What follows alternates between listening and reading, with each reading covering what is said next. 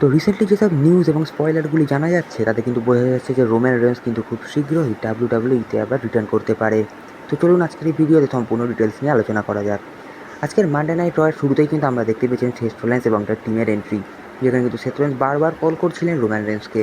কিন্তু দীর্ঘদিন Roman Reigns না থাকার কারণে আজকে কিন্তু অনেকেরই প্রশ্ন ছিল যে অনেকেরই হয়তো মনে হচ্ছিল যে আজকে হয়তো মানডে নাইট রয়ের এপিসোডে রোমান রেন্স রিটার্ন করতে পারে। তো এইভাবে কিন্তু আমাদের মানডে নাইট র শুরু হয় এবং মানডে নাইট রয়ের একেবারে মেন ইভেন্টে আমরা দেখতে পাই ট্রিপল থ্রেট ম্যাচ, যেখানে সেথ রোলিন্স, স্যামি জাyn এবং ফিন ব্যালার পরস্পর একে অপরের মুখোমুখি হয়েছিলেন মানি ইন দ্য ব্যাংক ম্যাচের জন্য। তো ম্যাচটি কিন্তু নিঃসন্দেহে একটি A+ গ্রেডের ম্যাচ ছিল।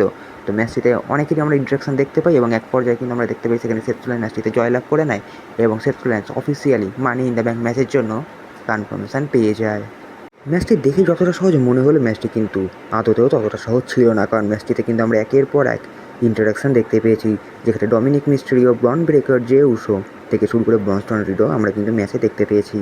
তো স্বাভাবিকভাবে ম্যাচটি একদম শেষ পর্যায়ে সিএম পাঙ্ক আসে এবং সে কিন্তু একটি জিটিএফ সেস্টোরেন্সের উপর প্রয়োগ করে দর্শক আসনের মধ্যে দিয়ে ব্যাকস্টেজে চলে যায়। তো এইভাবেই কিন্তু আজকের মানডে নাইট র শেষ হয়। তো ভিউয়ার্স, এর থেকে কিন্তু পুরো স্পষ্ট বোঝা যাচ্ছে রোমান রেন্স খুব শীঘ্রই রিটার্ন করতে চলেছে, কারণ আজকের মানডে নাইট রয়ের একদম শুরুতেই আমরা দেখতে পেয়েছিলাম সেথ রোলিন্স কিন্তু সেখানে বারবার রোমান রেন্সকে কল করেছিল এবং সেখানে কিন্তু তিনি একটি পল হেইম্যানের সাথে একটি অ্যাকনোলেজমেন্ট নিয়ে একটি স্টেটমেন্ট দিয়েছিলেন এবং পরবর্তীতে যখন Seth Rollins money in the bank ম্যাচের জন্য অফিসিয়ালি পারফেক্টলিভাবে কনফার্মেশন পেয়ে গেল, এবার কিন্তু আরোই স্পষ্ট হয়ে যাচ্ছে রোমান রেন্সের রিটার্ন কিন্তু হয়তো মানি ইন দ্য ব্যাংকে হতে পারে এবং সে কিন্তু সেথ রোলিন্সের উপর মানি ইন দ্য ব্যাংকের উপর এসে অ্যাটাক করবে।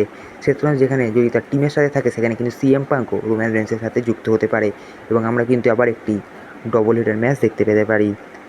তো ভিউয়ার্স, এটি কিন্তু সম্পূর্ণ একটি রিউমার্স এবং ডাব্লিউডাব্লিউই তার যে সকল ওয়েবসাইট থাকে সেই ওয়েবসাইটের মধ্যে থেকে তোলা একটি তথ্য। তো এই তথ্যটা পেলাম এবং আপনাদের সাথে শেয়ার করলাম। তো ভিউয়ার্স, এটা কিন্তু রোমান রেন্সের রিটার্ন করাটা সুবর্ণ সুযোগ, কারণ সেথ রোলিন্স যদি ম্যাচটিতে জয়লাভ করে যায় এবং সেখানে যদি সে বারবার রোমান রেন্সকে কল আউট করছিল, তাই রোমান রেন্সের রিটার্ন করার কিন্তু এটি একটি সুবর্ণ সুযোগ এবং এটি তো সকলেই মনে করে যে ডাব্লিউডাব্লিউই এই সুযোগটাকে কাজে লাগাবে এবং মানি ইন দ্য ব্যাংকে আমরা কিন্তু রোমান রেন্সের রিটার্ন দেখতে পাবো, যেটি কিন্তু 7ই জুন শুরু হতে চলেছে।